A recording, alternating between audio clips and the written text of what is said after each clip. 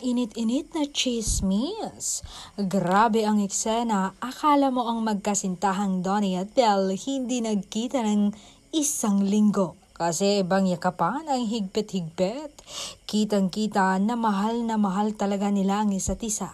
Sabi nga ng ka-close ng dalawa na tila hindi sila nagbabago. Sila pa rin yung Donnie at Belle na nakilala nila noon na nag-aalab ang pagmamahalan sa isa't isa. Kasi ayon sa chika, nagkita ngayon ang magkasintahan, sabay silang nag-dinner.